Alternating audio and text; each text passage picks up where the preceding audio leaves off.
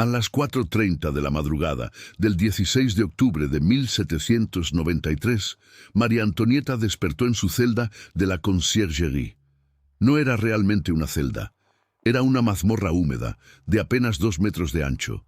Las paredes rezumaban agua. El olor a moho y excrementos invadía cada rincón. Había pasado 76 días allí, 76 días en la oscuridad casi total. Solo una pequeña ventana con barrotes dejaba entrar un rayo de luz grisácea. El resto del tiempo vivía en penumbras. Su cama era un jergón de paja podrida. Las ratas corrían libremente por el suelo. Los guardias la vigilaban constantemente, día y noche, sin privacidad, sin dignidad. Cuando necesitaba hacer sus necesidades tenía que usar un cubo de madera mientras ellos la observaban. A veces fingían no mirar, pero siempre miraban.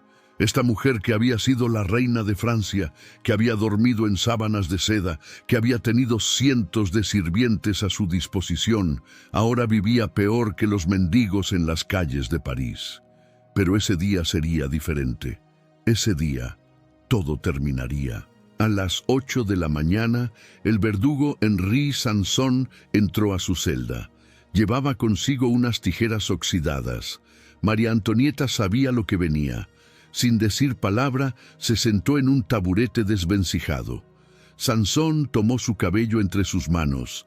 Ese cabello que alguna vez fue rubio dorado, ahora completamente blanco. Tenía 37 años, pero parecía de 60. El sufrimiento había devorado su juventud. Con cada corte de las tijeras, mechones blancos caían al suelo mugriento. No lloró, no suplicó, solo miraba fijamente la pared de piedra frente a ella, como si estuviera en trance. Cuando terminaron, su cabeza estaba prácticamente rapada. Parecía una anciana enferma. Le ataron las manos a la espalda con una cuerda áspera que le cortaba la piel. No con delicadeza, con brutalidad. La sacaron de la celda y la condujeron por pasillos estrechos y húmedos. El suelo era resbaladizo. Tropezó varias veces. Los guardias se reían.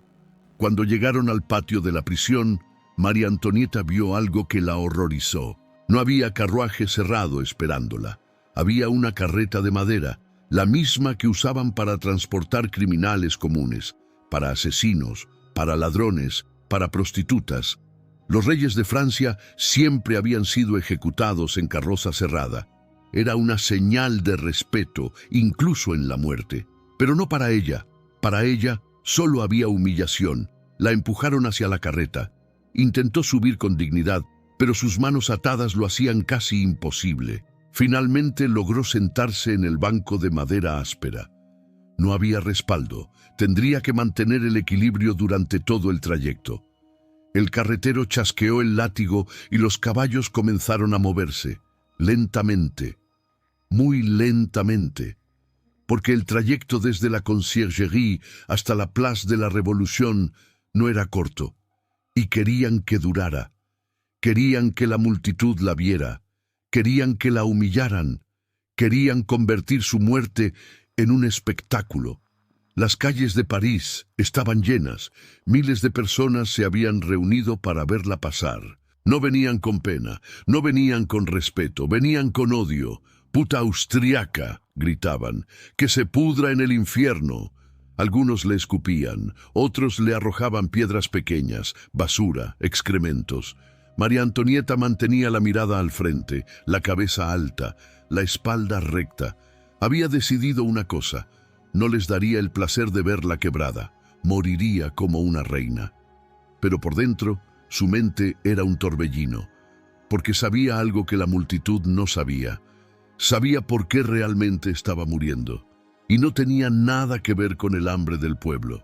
No tenía nada que ver con política, no tenía nada que ver con la revolución. Tenía que ver con algo mucho más oscuro, algo tan retorcido que cambiaría para siempre la forma en que entendemos su ejecución. Para comprender por qué María Antonieta fue realmente ejecutada, tenemos que retroceder, no meses, Años. Tenemos que ir al principio, al momento en que una niña de 14 años llegó a Francia sin saber que estaba entrando en una trampa. María Antonieta nació el 2 de noviembre de 1755 en Viena, Austria. Era la 15ª hija de la emperatriz María Teresa. 15ª. Eso significa que no era importante, no era especial. Era solo otra pieza en el tablero de ajedrez político de Europa. Su madre la veía exactamente así, como una herramienta, como mercancía que podía intercambiarse por alianzas. María Antonieta no recibió una buena educación.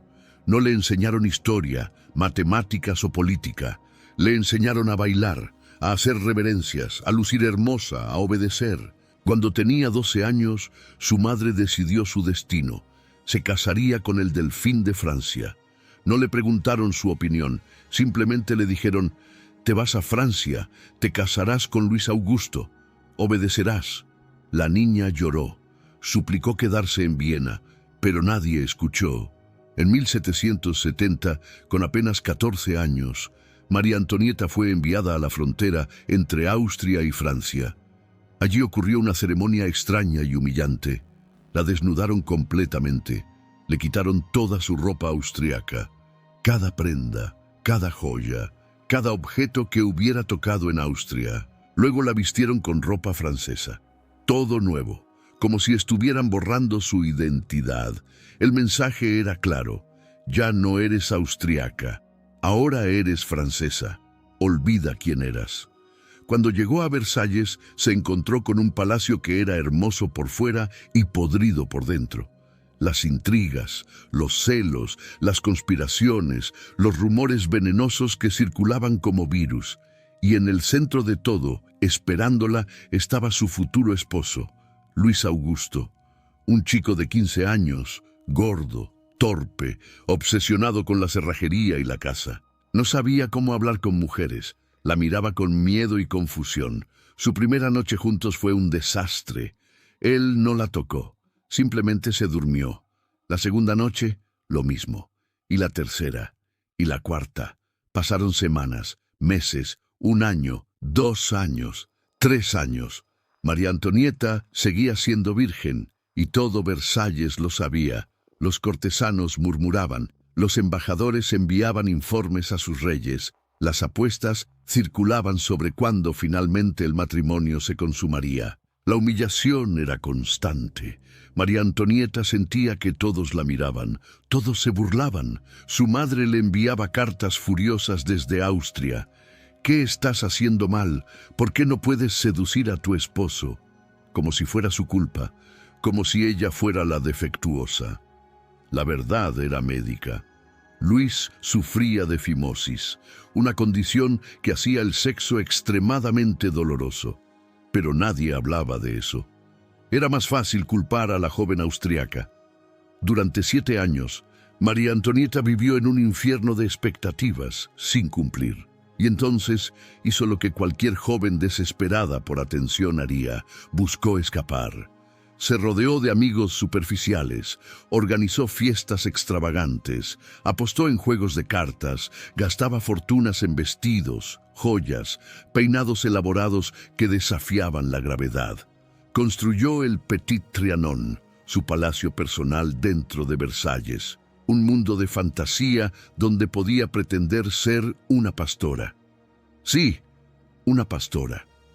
Jugaba a ser campesina con sus amigas aristocráticas. Tenían ovejas perfumadas, ordeñaban vacas en cubos de porcelana.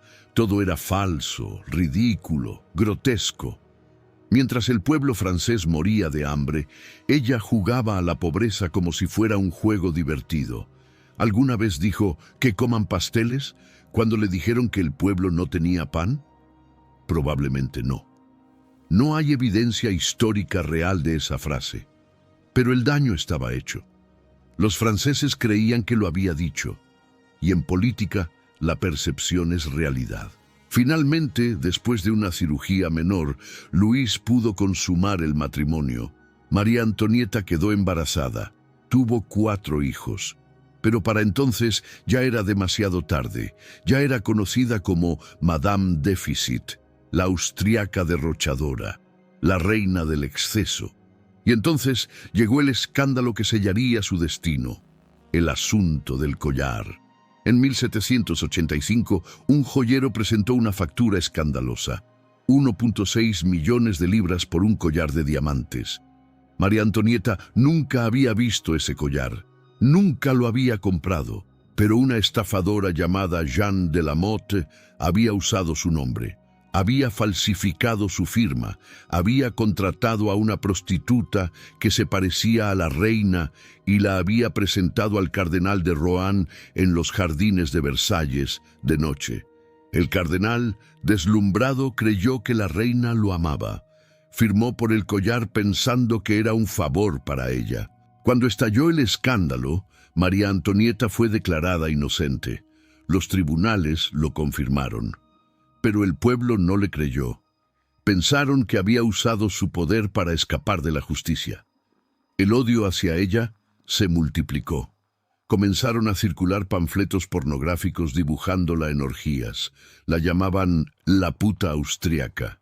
Decían que se acostaba con guardias, con nobles, con su propio cuñado. Ninguna de estas acusaciones tenía pruebas, pero no las necesitaban. María Antonieta se había convertido en el símbolo perfecto de todo lo que estaba mal con Francia. No era francesa, era extranjera, una invasora, era mujer con poder. Y en el siglo XVIII eso era suficiente para generar pánico. Era rica mientras el pueblo era pobre. Vivía en lujo mientras los niños morían de hambre.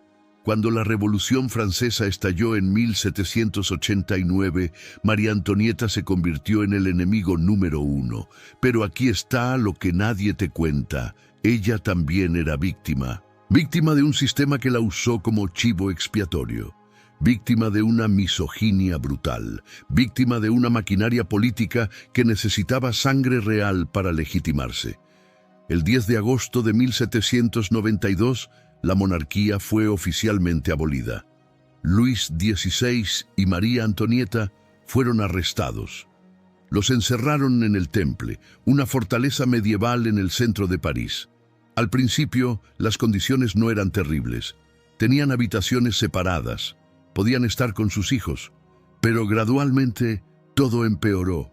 Los separaron, limitaron sus visitas. En enero de 1793, ejecutaron a Luis XVI. Lo llevaron a la guillotina y cortaron su cabeza frente a miles de personas. María Antonieta escuchó los tambores. Supo que su esposo había muerto. No le permitieron llorar en privado. Los guardias la observaban constantemente, esperando que se derrumbara. Después de la muerte de Luis, María Antonieta esperaba que también la ejecutaran pronto. Pero no. La mantuvieron viva, meses y meses. ¿Por qué? Porque necesitaban construir un caso contra ella, y ese caso tenía que ser devastador. No bastaba con acusarla de derrochar dinero. No bastaba con llamarla austriaca traidora. Necesitaban algo más oscuro, algo más retorcido, algo que garantizara que nadie simpatizara con ella. Entonces inventaron la acusación más vil, más perturbadora, más diseñada para destruir cualquier rastro de humanidad que el pueblo pudiera sentir por ella. La acusaron de incesto, con su propio hijo. El 3 de julio de 1793 separaron a María Antonieta de su hijo Luis Carlos. El niño tenía 8 años. Lo pusieron bajo el cuidado de Antoine Simon, un zapatero brutal conocido por su crueldad. Durante semanas, Simón torturó psicológicamente al niño. Lo emborrachaba, le enseñaba canciones obscenas, lo golpeaba cuando lloraba por su madre. Le decía que ella era una puta, una traidora, un monstruo. Y luego vino la parte más retorcida. Le enseñaron exactamente qué decir. Le dijeron que su madre lo había tocado de forma inapropiada, que lo había llevado a su cama, que le había enseñado prácticas sexuales, un niño de 8 años. Lo ensayaron una y otra vez, hasta que el niño repetía la historia como un loro asustado. Cuando María Antonieta fue finalmente llevada a juicio, el 14 de octubre de 1793, la sala estaba llena. Cientos de personas querían verla caer. Querían ver a la reina humillada. El juicio duró 2 días de acusaciones constantes. La acusaron de conspirar con Austria contra Francia, de vaciar el tesoro nacional, de organizar orgías en Versalles, de envenenar al pueblo con sus lujos. Ella respondía con calma, con dignidad, negaba las acusaciones falsas, admitía errores menores. Y entonces vino la bomba. El fiscal Jacques René Hebert se levantó. «Ciudadana Capetto», dijo, usando el apellido común que le habían asignado para negarle su título real. «Usted ha sido acusada de cometer actos incestuosos con su hijo Luis Carlos». El silencio en la sala fue absoluto. Todos esperaban ver cómo reaccionaría. María Antonieta se quedó paralizada. Durante un momento no pudo hablar. Sus labios temblaban, sus manos atadas se crisparon. Luego se levantó. Su voz, que había sido calmada durante todo el juicio, ahora temblaba de furia. «Si no he respondido, es porque la naturaleza rechaza tal acusación hecha a una madre». Hizo una pausa. Miró directamente a las mujeres en la audiencia. «Apelo a todas las madres presentes». En ese momento, algo extraordinario sucedió. Algunas mujeres en la sala comenzaron a llorar. Incluso en medio del fervor revolucionario, incluso con todo el odio acumulado contra ella, esa acusación era demasiado. Era tan obviamente fabricada, tan cruel, tan diseñada para destruirla, que hasta sus enemigos sintieron incomodidad. Robespierre, el líder revolucionario, más tarde criticaría a Hebert por esa acusación. No porque le importara a María Antonieta, sino porque era tan exagerada que había generado simpatía. Pero ya era demasiado tarde. El jurado ya había decidido su destino antes de que comenzara el juicio. A las 4 de la madrugada del 16 de octubre, la declararon culpable de todos los cargos: traición, conspiración, despilfarro, incesto. La sentencia: muerte por guillotina, a ejecutarse ese mismo día. Ahora, mientras la carreta avanzaba lentamente por las calles de París, María Antonieta pensaba en sus hijos. En su hija María Teresa, que había quedado sola en prisión. ¿Qué sería de ella? En su hijo, Luis Carlos, el niño al que habían roto. ¿Alguna vez se recuperaría? En su hija pequeña Sofía, que había muerto hacía años. ¿La estaría esperando? Las lágrimas querían salir, pero no las dejó. Mantuvo la compostura. Finalmente, después de más de 1 hora de recorrido tortuoso, la carreta llegó a la Place de la Revolución. Allí, elevándose contra el cielo gris de octubre, estaba la guillotina. Una máquina simple pero eficiente. 2 postes de madera, una cuchilla triangular de acero. Se decía que era humana, que mataba instantáneamente sin dolor. Pero María Antonieta sabía la verdad. Seguías consciente unos segundos después de que tu cabeza era cortada. Tiempo suficiente para darse cuenta de que estabas muerta. Tiempo suficiente para sentir el terror final. Bajó de la carreta con dificultad. Sus manos seguían atadas. Tropezó y pisó el pie del verdugo Sansón. «Perdóneme, señor», dijo automáticamente. «No lo hice a propósito». Fueron sus últimas palabras. Una disculpa, incluso en su muerte, manteniendo la cortesía que le habían enseñado. La condujeron a la guillotina. La obligaron a arrodillarse. Empujaron su cuello contra el yunque de madera. La cuchilla estaba arriba, esperando, sostenida por una cuerda. María Antonieta cerró los ojos. Pensó en Versalles, en los jardines, en las fuentes, en su madre, en sus hijos, en todo lo que había perdido. La cuerda fue liberada, la cuchilla cayó. El sonido fue rápido, un golpe metálico, un silencio. El verdugo levantó su cabeza por el cabello blanco, la mostró a la multitud. «¡Viva la República!», gritaron miles de voces. Era el 16 de octubre de 1793. María Antonieta tenía 37 años. Su cuerpo fue arrojado a una fosa común, sin ceremonia, sin respeto, como si nunca hubiera sido reina, como si nunca hubiera sido humana. Pero aquí está la parte que nadie te cuenta. La verdadera razón de su ejecución no fue ninguna de las acusaciones, no fue el despilfarro, no fue la traición, definitivamente no fue el incesto inventado. La verdadera razón fue mucho más simple y mucho más siniestra. María Antonieta tenía que morir porque la revolución necesitaba legitimarse. Piénsalo, los revolucionarios habían matado a un rey, habían destruido 1000 años de monarquía francesa.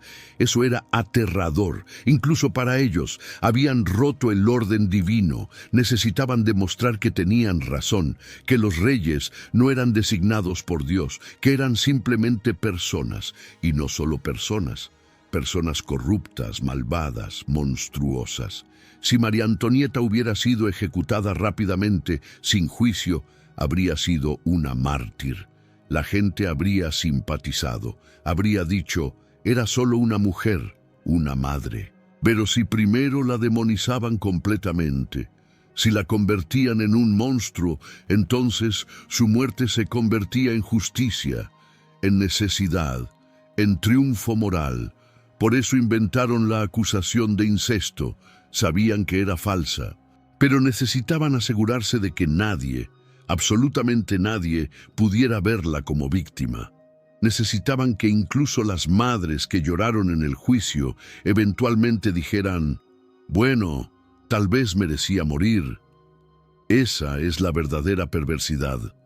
No fue una ejecución, fue un asesinato ritualístico, diseñado para enviar un mensaje. Los reyes no son especiales. Pueden sangrar, pueden sufrir. Y tú, ciudadano común, puedes estar allí aplaudiendo mientras mueren. Después de su muerte, Francia cayó en el terror. Miles fueron ejecutados. La guillotina funcionaba día y noche. Los ríos de sangre eran literales, no metafóricos. Robespierre, quien había juzgado a María Antonieta, eventualmente fue guillotinado también. El fiscal Hébert, quien inventó la acusación de incesto, fue guillotinado. Uno por uno, los revolucionarios se devoraron entre sí, porque esa es la naturaleza de las revoluciones que se alimentan de sangre. Nunca están satisfechas. El hijo de María Antonieta, Luis Carlos, murió en prisión a los 10 años.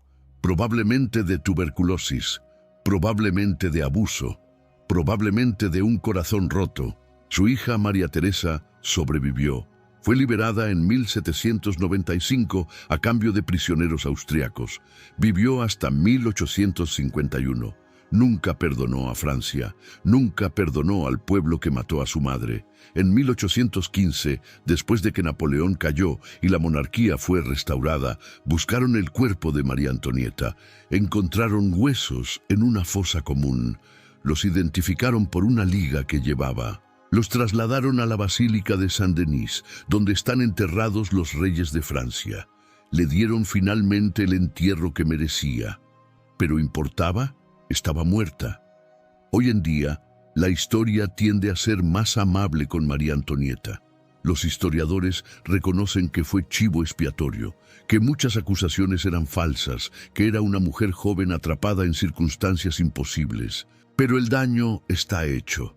Cuando piensas en María Antonieta, ¿qué imagen te viene a la mente? Una mujer frívola comiendo pasteles mientras el pueblo muere de hambre. Una reina malvada en su palacio de fantasía. No piensas en una niña de 14 años arrancada de su hogar. No piensas en una esposa humillada durante años por un matrimonio no consumado. No piensas en una madre separada de sus hijos y acusada falsamente de los crímenes más viles. Esa es la verdadera tragedia de María Antonieta. No solo murió, su historia fue robada.